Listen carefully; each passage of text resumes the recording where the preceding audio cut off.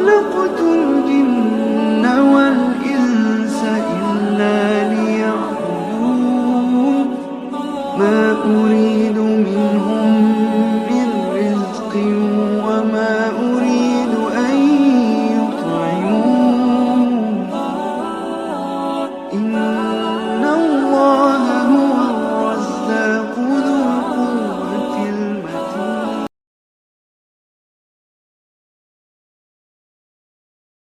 لا حول ولا قوة إلا بالله العلي العظيم. حسبنا الله ونعم الوكيل ونعم المولى ونعم النصير. حسبنا الله وكفى. سمع الله لمن دعا. ليس وراء الله المنتهى ومن يتعصم بالله نجا. والصلاة والسلام على عباده الذين اصطفى محمد وآله الطيبين الطاهرين مصابيح الدجى. ورحمة الله وبركاته على من اتبع الهدى. رب اشرح لي صدري ويسر لي أمري واحلل عقدة من لساني يفقه قولي. رب يسر ولا تعسر وتمم بالخير آمين يا رب العالمين.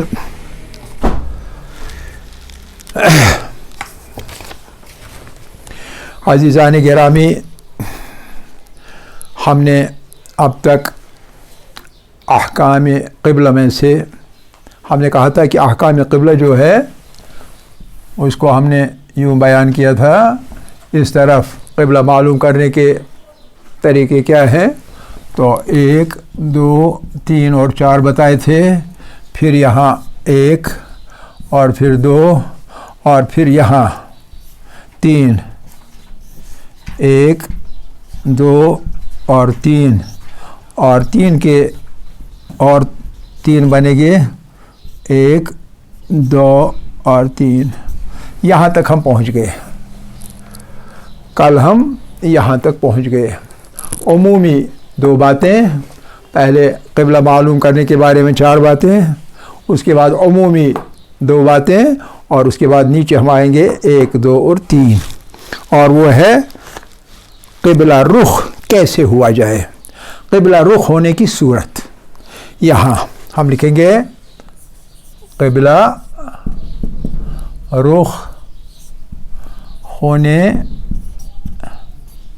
کی صورت، یعنی کیسے قبلہ رخ ہوا جائے. تو یہ اس بارے میں ہے، آپ میرے خیال میں سمجھ رہے ہوں گے، کوئی مشکل پیش نہیں آئے گی. تو پہلی چیز کہ پیچھے ہم نے سب کچھ کہا کہ کھڑا ہونے کی صورت میں، اگر ہم کھڑے ہیں تو کھڑا ہونے کی صورت میں کیا کرتے ہیں، نمازی اس طرح کھڑا ہوگا کہ قبلہ جو ہے کہا جائے، دیکھنے والے کہیں گے کہ قبلہ کی طرف رخ کر کے نماز پڑھ رہا ہے. اس کا مطلب کیا ہے؟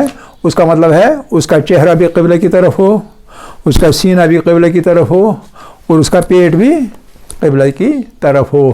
لازمی نہیں کہ اس کے پاؤں بھی قبلہ کی طرف ہوں، کیونکہ ہم نے دیکھ لیا کہ کچھ لوگوں کے پاؤں یوں ہوتے ہیں، تو ان کے لیے مشکل نہیں شریعت پیدا کرنا چاہتے، ایسے رہیں، ایک پاؤں ادھر کو ہو ایک پاؤں ادھر کو ہو، 2 پاؤں ہیں، بیچ میں قبلے کو لے لیا، کوئی حرج نہیں، ٹھیک ہے کہ نہیں. تو اس کو قبلہ رخ کہنا کہتے ہیں. یہ نمبر 1، یہ والا نمبر 1، ٹھیک ہے کہ نہیں.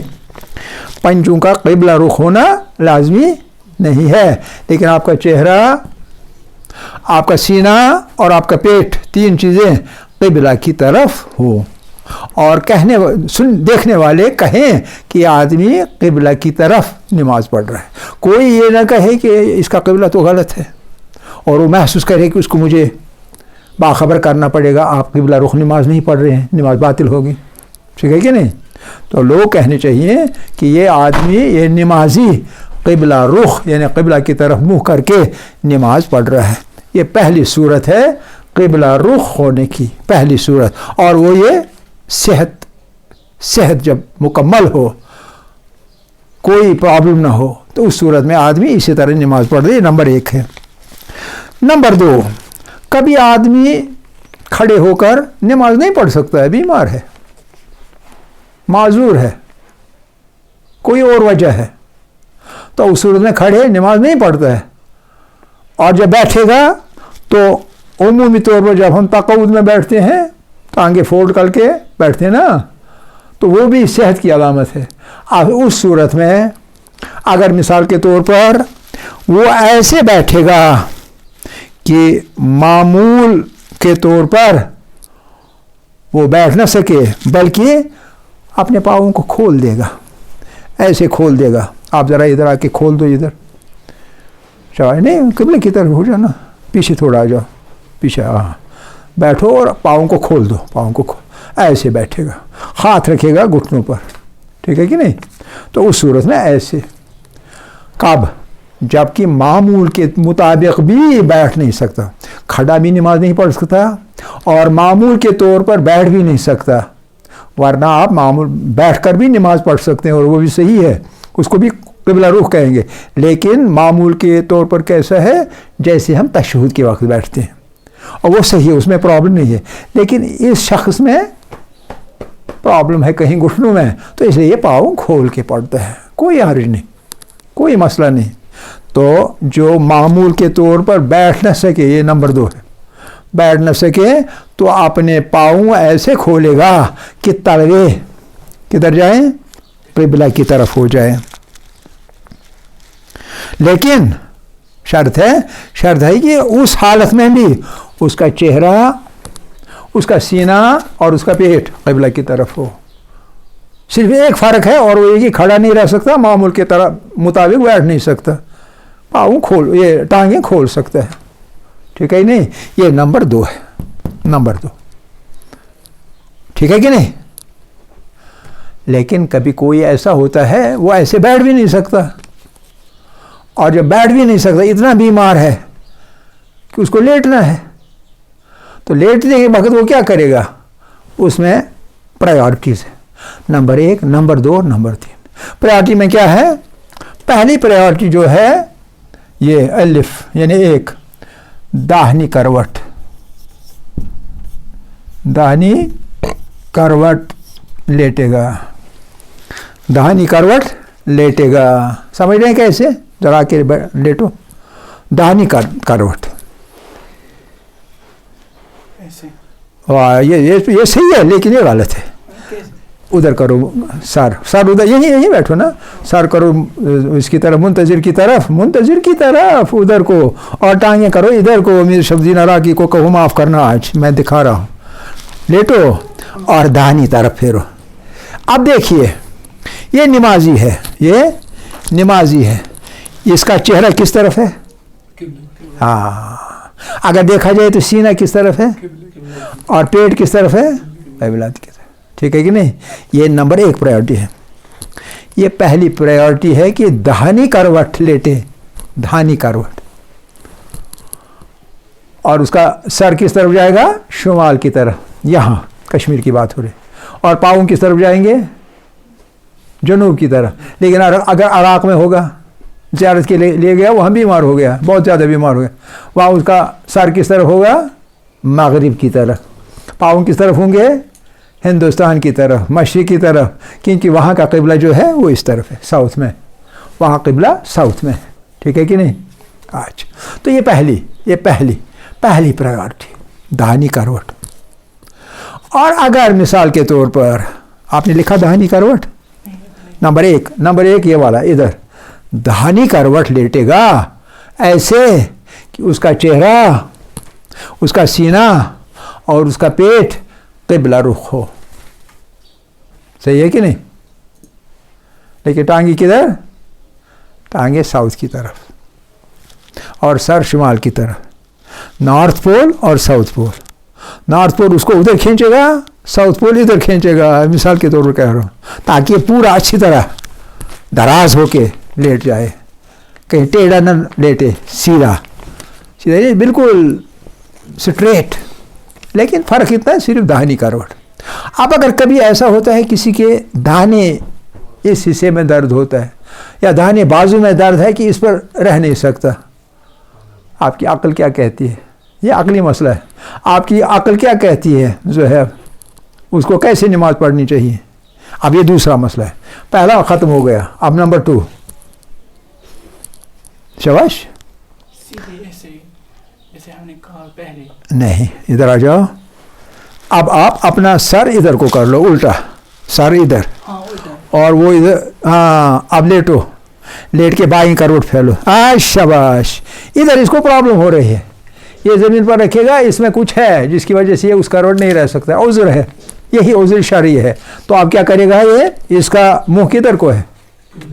شاباش. پیٹ سینہ کس طرف ہے اور پیٹ؟ ٹھیک ہے کہ نہیں؟ یہ ہے دوسری پریورٹی. اور وہ کیا ہے؟ وہ ہے بائیں کروٹ. دائیں کروٹ پہلی اور بائیں کروٹ نمبر 2.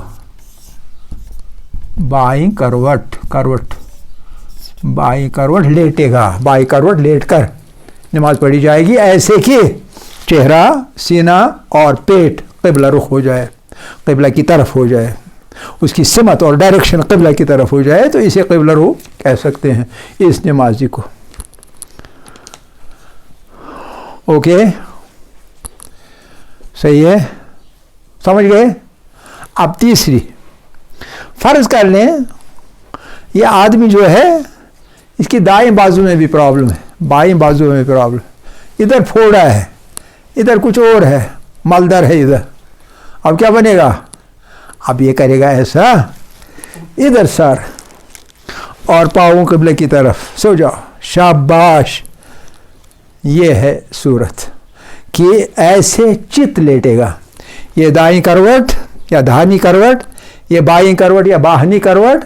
اور نمبر 3 ہے چت لیٹنا. چت نہیں بالکل، جس کو کشمیری میں کہتے ہیں وطن لیٹے گا، ہے کہ نہیں؟ اب وطن لیٹے گا. ہم کیسے کہیں گے کہ یہ قبلہ رو ہے؟ دیکھو میں بتاتا ہوں کیسے قبلہ رو ہے. کوئی ادھر ادھر کر کے آپ ایسے ہی بیٹھو. اٹھو، میں پکڑتا ہوں. اٹھو. شاباش شاباش. بس ایسے ہی رہنا. یا ادھر کو ہاتھ وغیرہ. کس طرف ہے اس کا منہ اور سینہ اور پیٹ؟ ایسے ہی اٹھو اوپر. آپ تو جمناسٹ ہو. اٹھو. شاباش شاباش شاباش شاباش شاباش. اب کس طرف اس کا رخ ہے؟ گویا اس طرح بھی یہ قبلہ رخ ہی تھا. اب صرف فرق یہ تھا کہ بیچارہ قسمت کا مارا نیچے گر گیا تھا. تو بیٹھو جی. تو اس طرح تیسری صورت ہے چت لیٹ کر نماز پڑھنے کی. چت لیٹ کر، چت جس کو کبھی کہتے ہیں چارو شانے چت.